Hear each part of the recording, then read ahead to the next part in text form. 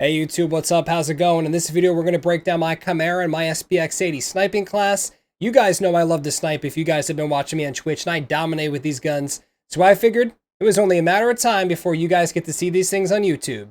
So stick around and let's break it down.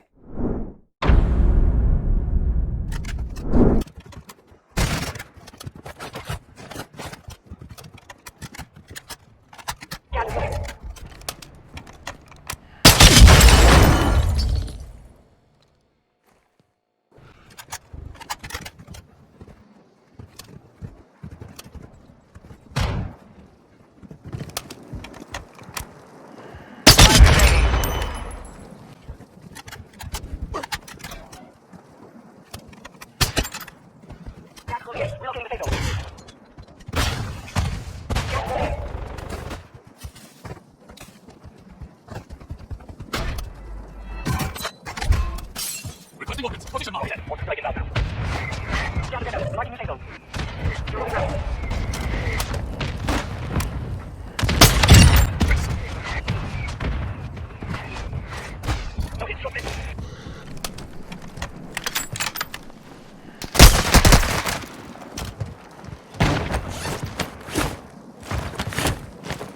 Gas is closing. Get to the new safe zone. It's the wrong fight. Well done.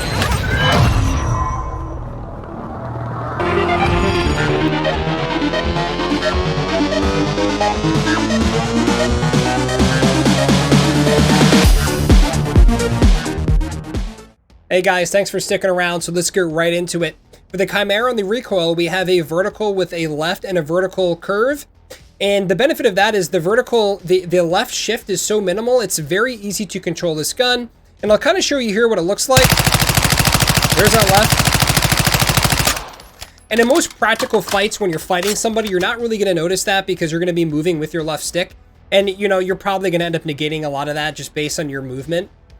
So, for example, ADS, turn around, fire. Very easy to control. You know, I think I overcompensated a little bit at the end there. But the point being, this thing shoots pretty much exactly where you want it, which is very nice.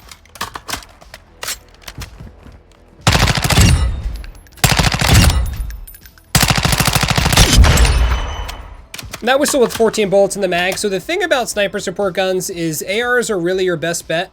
Because what I just did there, an SMG would lack because their damage range is so restricted. Sometimes you can come in here and a full clip won't even kill all three of these guys. And these guys have less health than Warzone players do. So a good indicator is if your gun can kill all three of these and still have bullets to spare, that's probably going to be a good sniper support in Warzone itself. And this gun, guys, I mean, the Chimera is super good after the AK-74U and Fennec got nerfed. I mean, this thing is still sub 500 milliseconds. Its damage range is great, and it just works really good.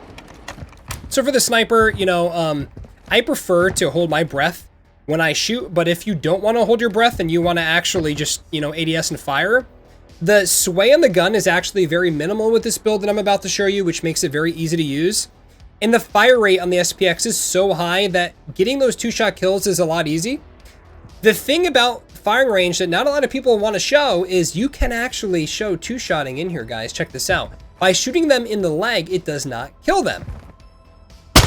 So the benefit of that is I can realistically show you how fast this gun will kill an actual Warzone player by getting a two-shot. So that's pretty fast, you know? The health of these, like I just said a few seconds ago, does not exactly line up with Warzone 2, but the two-shot aspect for the most part does, because as long as you're hitting somebody in the chest, neck, or head, you will two-shot them with this gun. So even though I have to hit them in the leg in here, the point still is that's the fastest you would kill somebody if you're actually shooting both your shots immediately after one another. And that's pretty quick. I mean, I would be very satisfied with that personally myself. So let's back out of here and let's go over the attachments. We have the SPX-80 first. We're going to go with the F-TAC Reaper, best in class, guys, for the stats that it gives. We're going to do negative 1.08 on the left and positive 0.74 on the bottom. Following that up with the high velocity rounds, best in class for snipers, and honestly most long range guns right now. Maxing out the damage range and positive 3.19 on the bottom. FSS ST87 bolt because the rechambering speed is really nice for those follow-up shots if you're fighting a big team of people. And there's only 5 shots in the mag standard, so if you're in quads, that's really going to help you. And the barrels, guys, are terrible on this gun. They negate damage range and they give you hip-fire accuracy, which you really don't want any sort of hip-fire control accuracy or anything on a sniper rifle. You should not be shooting them from the hip. Max DMR precision on here, and that's going to be -206 on the left and +1.94 on the bottom. And then the FSS OLEV laser, best for all sniping guns, and that's going to be maxing out the left and 32.9 positive on the bottom. Moving over to the Chimera, my favorite gun in the game right now, we got the Polar Fire S on here, and that's going to be 1.4 on the left and 0.84, both positive on the bottom there. And then we have the X10 Nexus grip, and that's -0.12 on the bottom and +0.39 on the left. The 45 round mag for the best damage per mag, and then the D37 grip for the horizontal and vertical recoil control without really any realistic negatives. And that's +0.48 on the left and -0.35 on the bottom. And then we're going to follow that up with the Vorpal barrel, which is one of my favorite attachments in the game, and I'll tell you guys why in just one second. We got -0.24 on the left and -10 on the bottom. This barrel is kind of like the BO52 grip if you watched my rap video. It's OP in my opinion. It's so good. I mean, you get damage range with movement speed and ADS speed. Sure, you get a negation to recoil control and bullet velocity, but this is a sniper support, so those stats don't matter too much. And the recoil control, you're getting right back in your grip and stuff anyway in your X10. So in reality, you don't feel it, but you still get these amazing pros of this barrel. The reason why we're using the Polar Fire on the X10, because the X10 does not negate movement speed like the FTAC does, so you still get faster movement speed. And the Polar Fire actually does not negate aim walking speed, so you get better strafe speed. So in CQC fights or even medium fights, these attachments end up kind of, making the gun a bit better versus your long range options, like your ZLR muzzle or your FTAC Ripper or, something along the lines of that. Yeah, guys, so that's it. These two guns are fantastic. If you guys have been watching me on Twitch, I know I said it in the intro, I've been dominating with these things. They're amazing. I love these things. I think you guys will love them too. Currently, right now, I don't really see myself using much of anything else. So anyway, guys, that's it. I highly appreciate you guys watching this video. Please subscribe to me on YouTube and like my video.